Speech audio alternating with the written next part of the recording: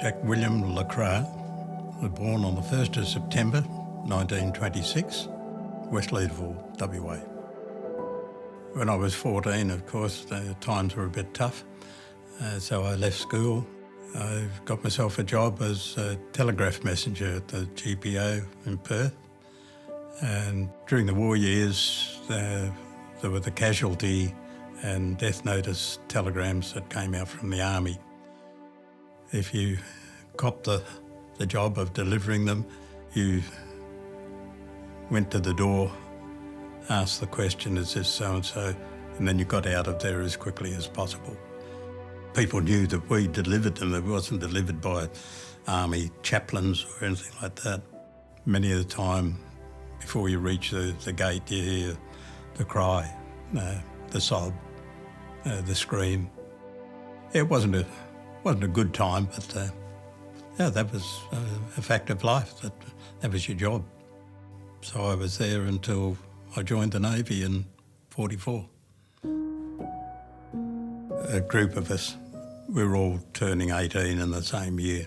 We knew that we would go into the forces. There was no question of that. You could join the Navy at 17, or you could wait till 18 to go in with the Army. I had no intention of sleeping in a tent and living in the dirt. I'd rather have 4 meals a day and a dry bed, so I joined the Navy.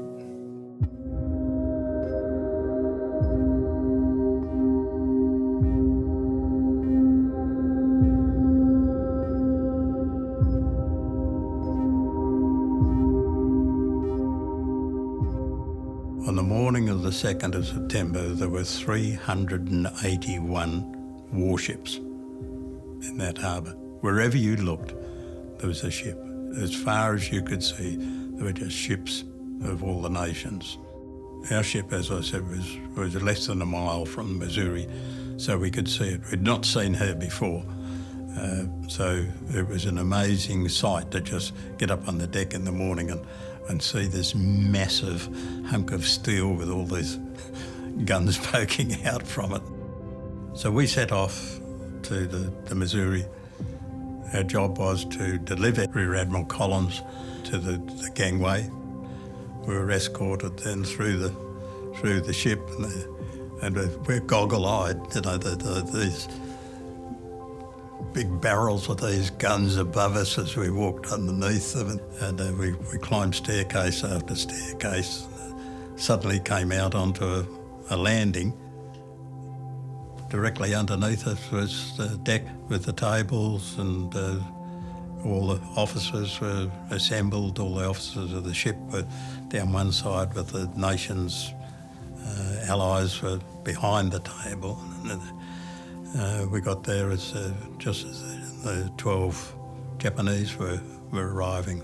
And when you looked around, the Missouri had 2,700 men in its crew, and I think there were 2,699 hanging off whatever they could hang off to see what was going on. It was mind-boggling.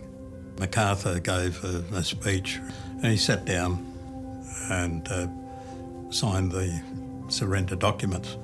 He actually signed four copies, and he signed one, and he'd pass it over his shoulder to his commander of Army, the commander of the Navy, the commander of the Air Force, and the commander of the Marines and whatnot.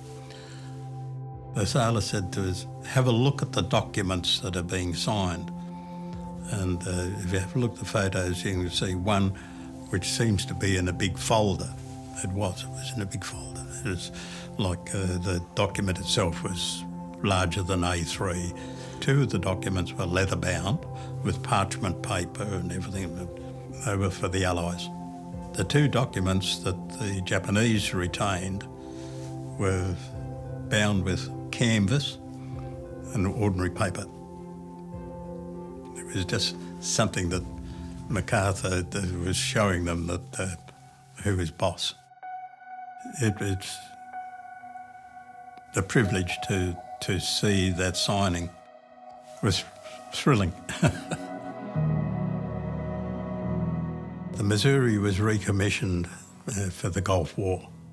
A lot of American ships used to come through Fremantle and R&R, and it was then announced that the Missouri would be arriving in Fremantle. And so I said to Kath, well, let's go down and renew our acquaintance with it. I'll show you just how big the darn thing is. We walked along and we got to the gangway, and there was nobody around. There were just 4 sailors at the bottom of the gangway. And one turned around and he said, would you like to go on board?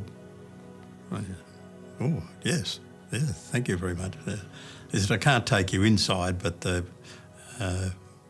we'll go around the upper deck. So we went around the upper deck and came back to the gangway. And he said, of course, you know that the peace was signed on this ship here. And I said, you mean here? He said, yes, here. I said, no, it was signed up on the starboard fantail deck. And he looked at me and I said, well, I was there. Well, there was just a moment of silence, and they all erupted. This ancient black World War II had been on the Missouri.